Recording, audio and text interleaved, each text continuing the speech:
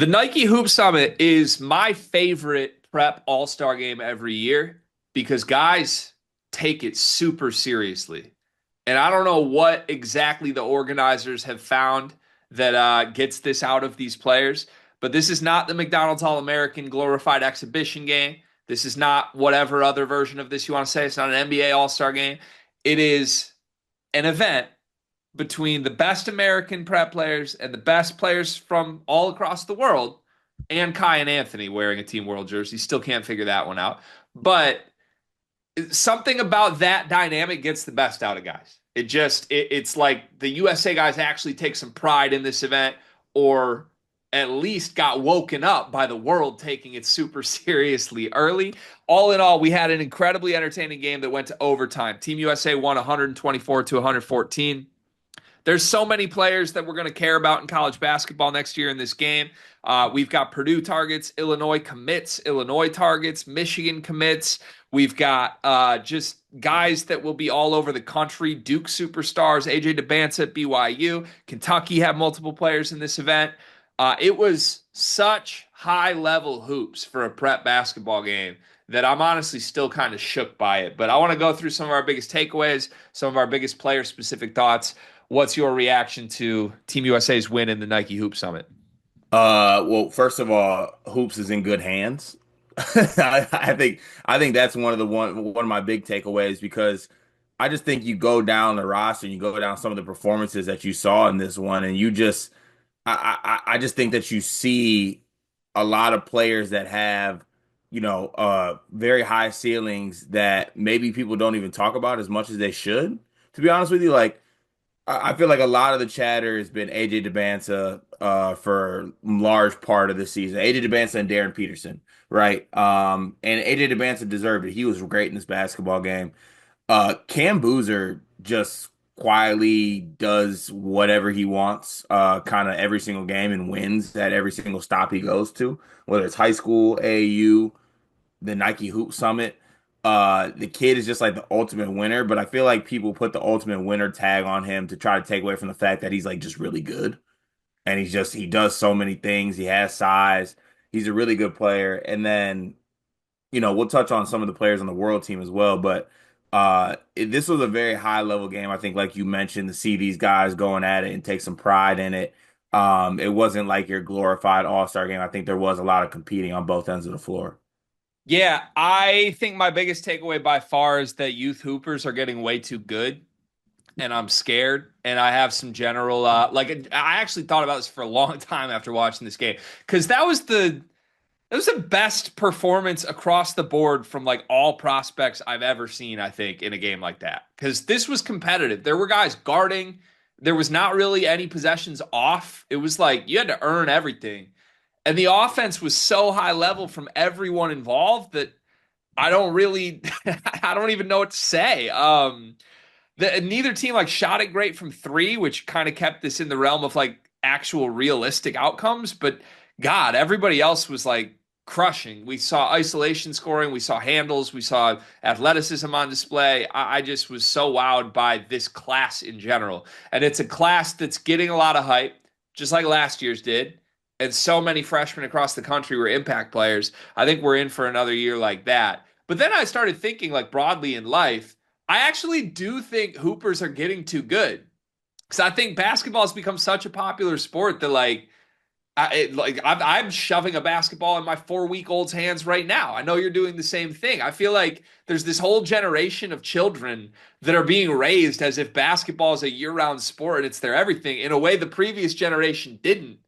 And it's working in the sense that players are getting too good, but it's also leading to that whole conversation in the NBA of like, are players just too good now? There's no defense. What do we do? The product is hurt.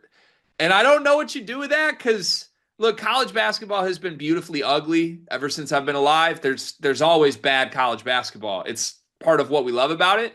At this rate, if all of these international kids are coming to play college basketball, we might not have bad college basketball anymore. Like there's so much talent coming through this sport. It's exciting and fun, but also like genuinely, I watch this like, damn, dude, the kids are too good. I All of don't know them, what you do with it. all of them too. Like Every this single is one. The worst kid on the roster, I think, was Trey McKenney. He had 20 points on 9 shots. yeah, Trey McKinney was the late add to this roster. Also, I did come away with this game more impressed with Nate Amen's ceiling. Of course, right? We'll get to him. He's probably the one guy that didn't have a good day. Second small takeaway from me before we move to some player specific stuff. Way too many offspring. Way too many offspring in this game. Like our generation of NBA superstars got busy, clearly all in the same summer, but like it broke for me when we had Cam Boozer block Taj Ariza, and then it cut to the bench, and it's like Melo's kid on the bench with the other Boozer. Like I just too much going on for me. Distracting, very distracting. Well, that's just part of it, though. You're gonna see that a lot. Has this always been the case though, or is there like an influx of this right now at this point in time? Like 10 years ago, were there this many kids and we didn't notice? No, because I think there's an influx of it with like resources, like how it goes with some of these star players and their children. Like they're just thrown into that environment, and I think the training and everything's just better. And yeah, genetics are a real thing. So once again, the kids are just getting too good. Yeah, stock down on Jordan's kids too, by the way. No comment. All right.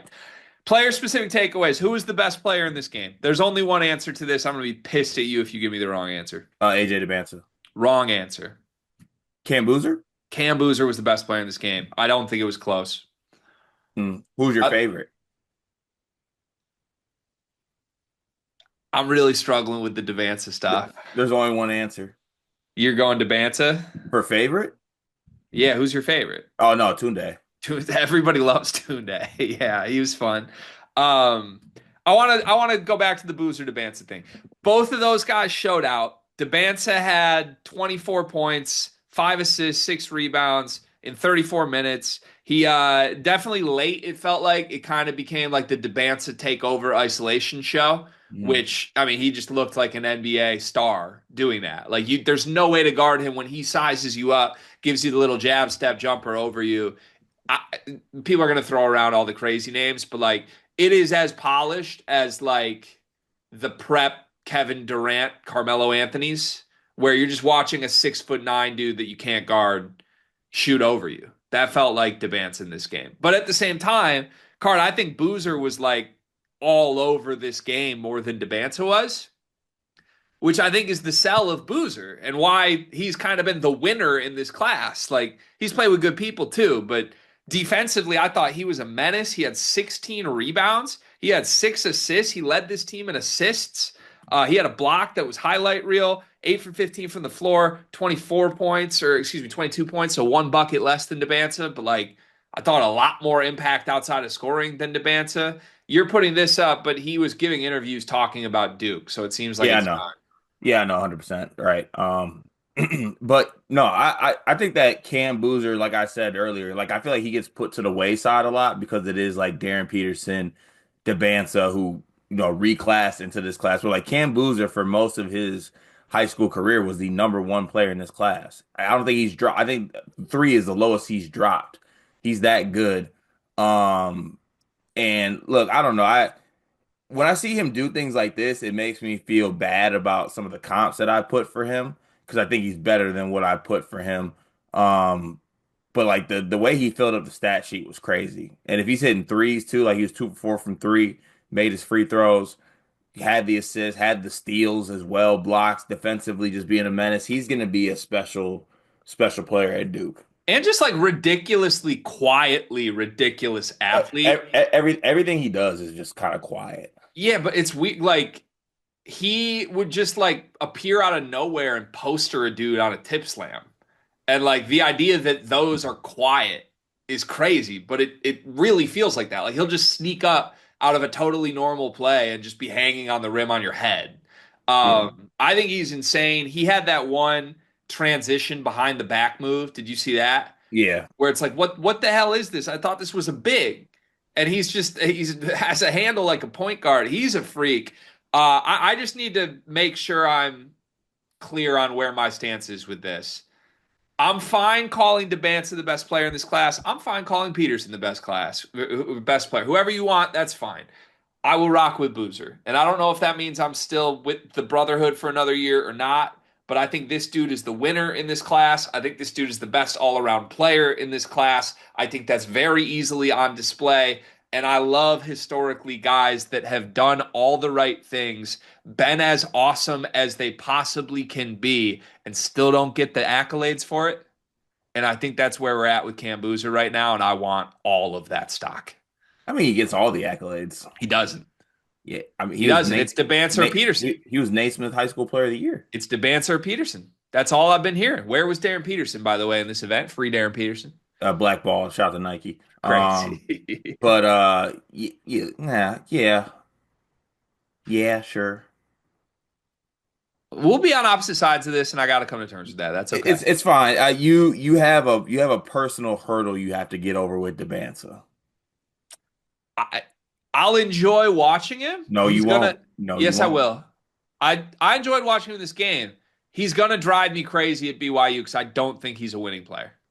Mm. And I genuinely am starting to worry like we're going to put that team top five, all these expectations on them.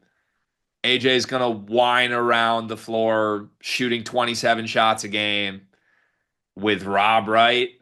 We're like championship.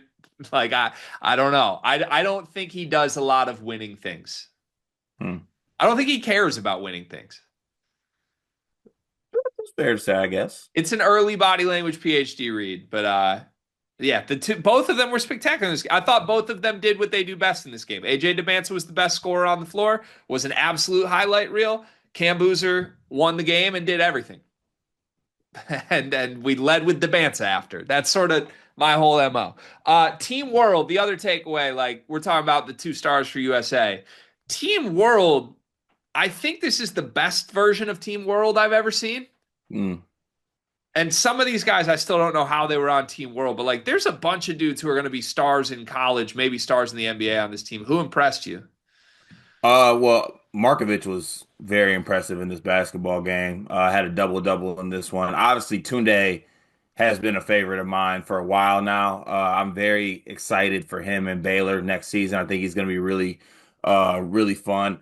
Did not know that he was doing the whole cosplaying Anthony Edwards thing. Not sure how I feel about that. But even before that, this guy is the all-time leading scorer in the state of California, where there's been a lot of really good basketball players, and his game is just so it is Anthony Edwards like in how it looks. It's very explosive, and just kind of very stronger than other people who are his peers.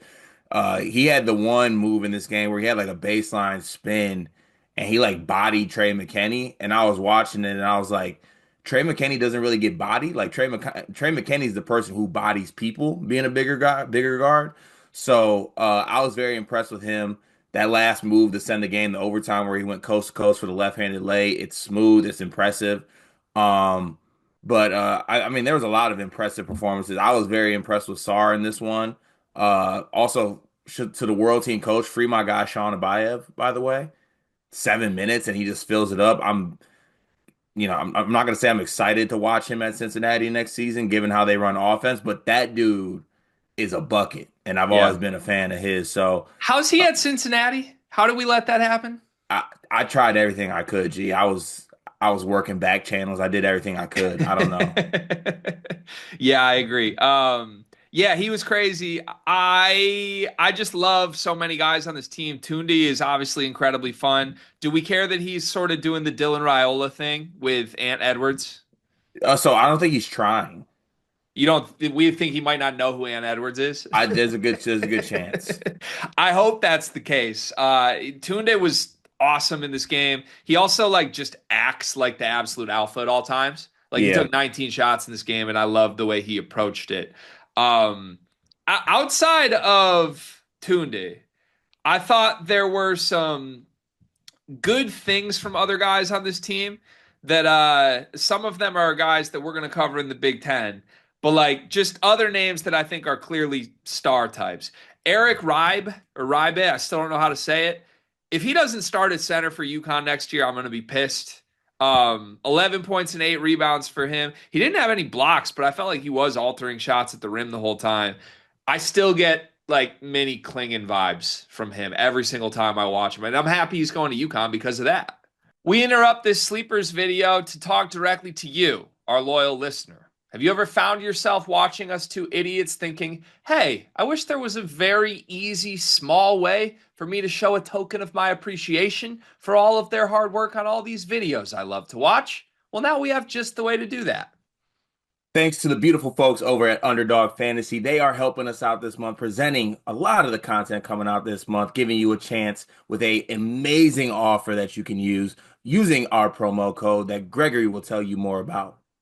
Yeah, so college hoop season's over, but we got like big time golf tournaments. The NBA playoffs are coming. Baseball season's underway. There's still a bunch of sports on. There's still a bunch of ways to play with Underdog Fantasy. Promo code SLEEPERS. As a new customer, you can get up to 1,000 bonus credits plus a free pick. It's one of the most fun ways to play. It's a great way to support us. And on some actual like non-ad read stuff, talking genuinely here, really helps us because if Underdog loves us, if we get a lot of people to sign up, they're going to help us continue to bring you the content that you love. Show your support. Join Underdog Fantasy. Use promo code SLEEPERS. Get up to $1,000 in bonus credits and a free pick. Yeah, no, I think he's gonna be really good. And if if UConn's able to kind of have Robbie play this role and be this good, have like Terrace as the backup big, I think that's the UConn version I like. Yeah. Okay. Sorry, I got distracted. I'm working something behind the scenes right now. Oh, Back to good. the video. Wait, can we speak on Mr. Illini target? Mr. Sarr, yeah, he was the other star I thought for Team. I was very impressed. I saw a lot of things that I did not know he had in his bag.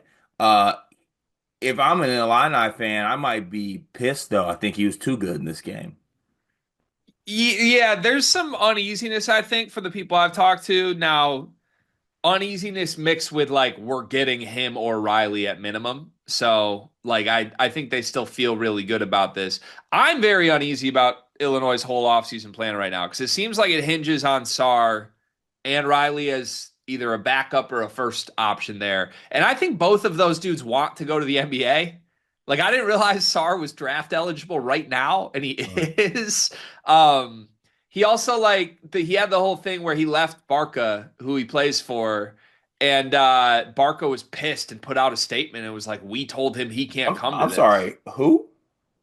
Barca, sorry. Please respect the great That's club that is stupid. I call it Barca.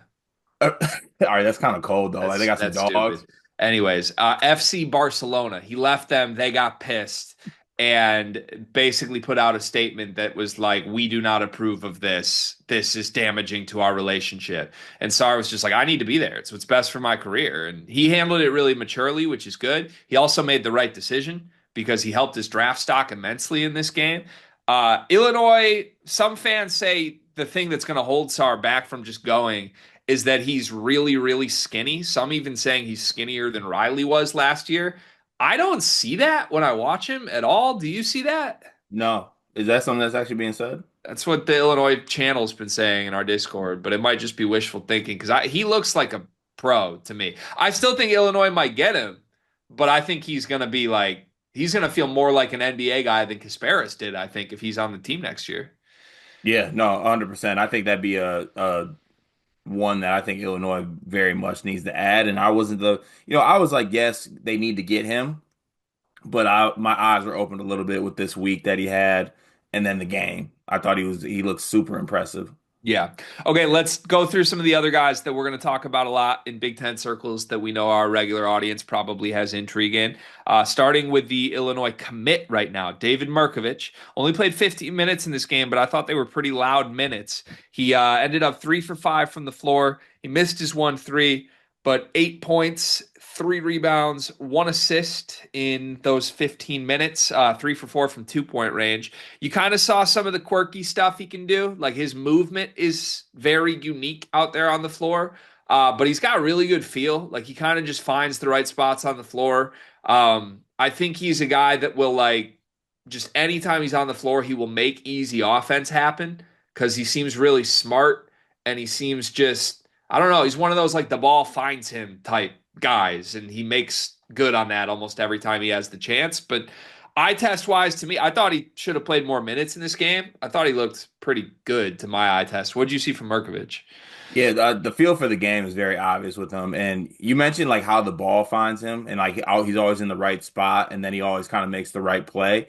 It's a little bit Jackson Kohler-ish. I think I brought that up on the original video, but like if Jackson Kohler had feel, had a little bit more feel, right? Because I think that Kohler sometimes can get thrown off by like double teams and things like that. I don't think Mirkovich is someone that is gonna get, rattled by that. But I was very impressed. I thought he should have played more minutes as well, given how productive he was in his time on the floor. But I think you've seen the obvious things with him that he's a guy I think he'll be able to rebound at a pretty high level when maybe you don't expect him to in the Big Ten. And he's a guy who can do a little bit of everything. But he does give me Kohler vibes, and I mean that positively. Yeah, I could see that. I like that comp as far as like what could his trajectory look like in the Big Ten. Maybe higher upside, but Yeah, probably a little higher upside, but like that in that realm mold-ish. the other thing on his scout, he's a psychopath. It's like, it's like, Did it's like you catch that? no, actually, I didn't. What did I miss on that? He played 15 minutes in this game and he used 5 of those minutes to go at Debansa verbally. Like, well, oh, I did see him do that. Didn't he like bump the Debansa or something? Dude, he was everywhere. This guy was like the chippiest guy on the floor. I didn't know a thing about that. Nobody had mentioned that as part of who Murkovich is. I don't know if it was just something specific to this game or what, but I guess fearless would be a word for David Murkovich. Yeah, well, usually, the Serbians, the Balkans, they're very fearless. Yeah, they are. That was all over his game. The other big international guy we got to talk about sounds like he is Purdue bound. I don't believe at the time of this recording Monday morning, we don't have a commitment yet, but all signs point to Omar Meyer committing to Purdue. Now, you and I did a video breaking down Meyer last week on Friday, and we should probably talk more about him. I love this kid. In this game, he played 19 minutes. He had 7 assists to 2 turnovers. He didn't score. He went 0 for 3 from the floor, 0 for 2 from three. Didn't really try to score all that much, but just really ran point the entire time he was on the floor in 19 minutes for Team World. He operated really as the only point guard on this team. He didn't start the game, but like there wasn't really a point guard out there. When he wasn't out there, Tunde was just shooting every single possession. And that worked. Honestly, you don't even have to knock that. But the only times this team got any sort of ball movement, any sort of action created for somebody else, Meyer was the one doing it. And when he was on the floor in his 19 minutes, they used him as the full-time point guard. It was like ball screen after ball screen, just make a play. He made a play every single possession. Like the amount of like pocket passes, no look, skip to the corner type shit, bounce pass through traffic, one hand that this dude was throwing. He was the best passer on the floor for either team. And I'll be honest, Carr, I was confused because the film that we watched, I mean, let's be real, it was like 100% highlights, but we watched a lot of Omer Meyer highlights last week.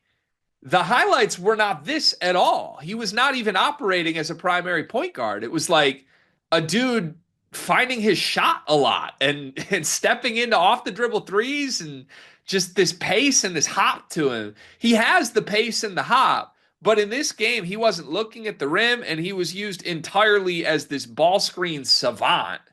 And he passes the test, but it's got me so confused because if he's going to Purdue, one, that's a great ad for them. They got another awesome player. But two, is that what they want next to Braden? Are they trying to put a ball screen wizard on Braden Smith's team and use Braden off ball? Or like, what is the plan here? I mean, I thought the obviously, I think I'm very high on him, and he's if he wants to come to Purdue, you take him 1,000%, 10 times out of 10. You don't really think about it. Um, I just thought that the plan was more like secondary ball handler type to take pressure off of Braden, not really take the ball out of Braden's hands necessarily. And I think that Omer is a guy who needs to kind of operate in a Braden-esque role. So I don't know. It'd be interesting to see the fit there. Um, can I get a Greg crystal ball on him ending up at Purdue? Is this like a thing? Did I miss this? Yeah, he'll be at Purdue. That's my 100%? understanding. My understanding is he'll be at Purdue. You're not happy. No. Paint's doing it, man. He's doing it. But yeah, I'm gonna give Paint and everyone involved the benefit of the doubt here because my read on this is just that this kid operated as this pure passer specifically for this game. It's like he can do it, and in this game, his roster needed him to do it because there's no other point guard on the team. So I think he went from like whatever role he's playing overseas into like, oh, let me just create for all these stars. And he looked awesome doing it. It's like when you threw Rajon Rondo on an All-Star game in the 2010s. Like Mm. he just looked awesome. Normally, from everything I've seen, he's a lot more aggressive for his own offense. He's not necessarily the primary point guard every play. So at Purdue, look, honestly, it probably bodes really well. If they're bringing this guy in to be a shooting guard, and the shooting guard is that good out of pick and rolls as a facilitator, you might have just landed a superstar. And yeah, for me, I just think it's almost like Michigan's too big thing. Like, oh, we're just gonna play two centers together. They got different skill sets and figure it out. If you're playing two ball screen geniuses together, and one of them is a 40% shooter proven in Braden, and the other one we think is a sniper in Meyer, it's probably just going to work. I can tell you this, Fletcher Lawyer is going to love playing next to these two. If this is his backcourt, like that dude's going to get so many open shots. And I still wonder, I don't know, I don't need to do this every time, but I wonder what Cox and Harris are thinking of this because Meyer looks absurdly fun to me as a player. Yeah, that's also the number one team in the country, I think, with 100%. Meyer. Yeah, you add him to the fold. It's not a question for me. They're number one. On the American side, guys, we And haven't gotten died. to Nate Amen. Hmm? What was that? Oh, nothing. We can move. You said Nate Ament? What were you saying? We'll talk about it. Nate Amen in 11 minutes for Team USA, 0 points, 1 rebound, 2 assists. But he got the start though because he's Nate Amen, and you got to give him the start. This is one of my least favorite players at the prep level right now. In a class full of dudes, I believe are killers that are all going to be stars. Nate Amen, I do not believe is either of those things. And in this game, I thought he stunk. But that one like run to the rim he had was so beautiful. It was a gazelle. What'd you make of Amen's performance? I mean, just 11 minutes, no shot attempts, no free throw attempts, a rebound. I don't know. Like everyone just keeps telling me that this kid is like top five, and this kid's going to Duke, and this kid is gonna be he's the real challenger for the number one pick with these other guys, and I don't know. I was expecting to see something in this setting and did not see it. Yeah, it wasn't there. And this is supposed to be like a setting that's good for him. But I don't know. It seems like he's still trying to drive a bidding war up for his services right now. I'd be careful with that to all schools involved. I don't think you want to spend $5 million on Nate Ament when you could just push it to a portal resource here. Michael Brown, 1 for 9 from the floor, 0 for 7 from three. He got to the free throw line 18 times in an all-star game, made 15 of them. So he ends up with 17 points in 24 minutes, 3 assists and 3 steals to go with it. His one bucket he did have was incredibly tough. He hit that papa to the right and then drew the contact and one. I really enjoyed that. You love Louisville. You've been throwing the L's up all summer. I didn't love this from Michael. How do you defend this performance? I mean, it was a bad performance by him. That's straight up what it was. I think he's a way better player than that. It's a bad performance. What did he have in that bad performance, Gregory? He was 1 for 9 from the floor. He had 17 points. 17 points and an awful performance, huh? 15 for 18 from the line cart. They're still very much up. Two fingers, two on your L's, by the way. Respect it. Yeah, I know this channel gets so much shit from Louisville fans, but didn't love what I saw from Michael. Yeah, I'm monitoring. he was bad in this game. He didn't strike me as a guy that loves playing with other basketball players either. Oh, nah. He I struck me in this I game as a hate guy. Nike Hoop Summit body language G. He looked very annoyed that there were 4 other players on his team in this game. He did. And that is a part of basketball. So we'll see. A lot of guys in that Louisville backcourt cart. A lot of guys. Darius Acuff, 9 for 14 from the floor. Dog. 24 points. Tied Debansa for most points on this team. 3 assists, 3 turnovers. Wasn't his greatest playmaking game I've ever seen, but the threes were falling. 4 for 8 from three for Acuff. I just love this kid. I think Cal got a great He's one. Oh, he's gonna be so fun at Arkansas next year. Yeah, So fun. it's gonna be really good. All right, quick hitters everywhere else in this game. Jalen Harrelson stunk. Are you concerned? No, 0 points in 10 minutes. I'm concerned. I don't think any of his moves worked in this game. Like he was trying to get places that he couldn't get to. I'm monitoring. I'm not concerned yet. It was dicey. Like he ended up stopping for like mid-range fadeaway turnarounds and just created no space. It was gross. For a kid that can't shoot, he went nowhere in this game. Caden Boozer, the other Boozer, 4 points, 2 assists off the bench in 13 minutes. Thought he looked good eye test wise. Yeah, I think he is what he is. If you're Duke, is he your starting point guard next year? Not in an ideal world. I think he is right now, right? Is he? I think, unless they're going to go back to Proctor if he returns. But Isn't Foster coming back? you would start Caleb Foster at point over Caden Boozer. I think Shire would, yeah. All right, it's going to be interesting to see how that backcourt shakes out. Chris Sinak had like the loudest 7 minutes I've ever seen. He had 4 fouls. I think that's why he only played 7 minutes. But 6 points, 3 rebounds, a block, and a steal. His athleticism was off the charts. If he doesn't foul 4 times in 7 minutes, I think he may be the best big in this class. What school is he going to? He's going to Houston. 4,007. He's so ready, He's man. so ready. He's It's so really good. ready. The two guys that got major minutes off the bench for America were Nick Kamenia and Trey McKenney. Kamenia was okay, 5 points in those 20 minutes. He didn't make his threes. McKenney ended up awesome, 22 Yeah. points, 4 for 6 from three.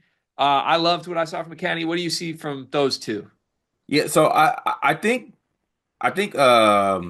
Nick might end up being one of the Duke recruits that's like kind of afterthought-ish in the class that ends up being really, really good. I didn't think this was his best showing, but I think that he has been a player that has been productive every time I've watched him, and I've been very impressed. He was really good over the summer when he was playing with the U19 team that won the gold medal. Uh, Trey McKinney is just a bucket getter, so like he's going to get buckets. That's what he does. And in this setting, he was able to do whatever he wanted. The moves are plentiful. He works really well, just like in that little kind of mid jumper area. But also, like I thought he was able to knock down his threes in this game, which made it even tougher to guard him. But yeah, he's wired to get buckets. That's what he does. I might be getting won over by McKenney. I don't know. I've been like historically out on McKenney, even though he's coming to Michigan. I'm kind of just like downplaying what he will be. But this was like such a cerebral performance. And obviously he looks good because the shots went in. But like, dude, I think he was like the most comfortable off-ball player in the entire game. Like he was like the only guy that wasn't like seeking out the ball to just do shit. Hmm. And he to get to 22 points, just mostly like standing in the corner and being really smart and waiting for his spots. I loved it. I thought defensively he looks pretty good. I know I've made a lot of jokes about his body and whether or not that's going to translate. Man, I'm starting to think it will because he uses his size as a strength in these games, defensively and everywhere against future NBA players. So I don't know. I really just loved it. I think I might be underestimating what he's able to do as like a role player, and he feels like we're getting a McDonald's All-American role player that is exactly what Michigan needs in between a ball dominant point guard in this front court that looks really good. I don't know. I'm starting to see big minutes for him potentially. Yeah, at least at worst, I think you have a guy you can bring off the bench, and like you need a jolt of energy, you need a jolt of points.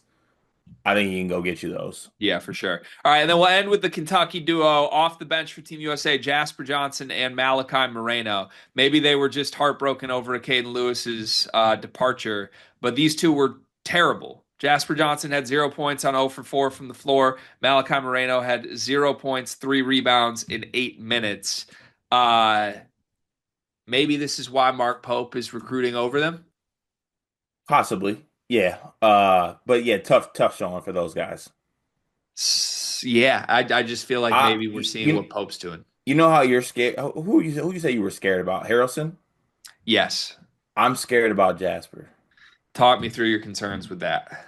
I just I I don't know. Like watching like AAU and things like that. I just saw like this quick dynamic like guard that can get to any spots. And I don't know. I haven't seen that. I don't know if it's, I don't want to shit on like OT and things like that, but I just haven't seen it as much lately. Yeah. Okay. All right. Well, I guess we'll see. I was scared for the Kentucky guys, but that's why Pope's adding a bunch of veteran guys. All in all, biggest takeaway from this event? Oh, that college basketball freshmen are going to be awesome next year. Yeah. I think it's going to be a really talented year again, just like this year was, and lots to look forward to as a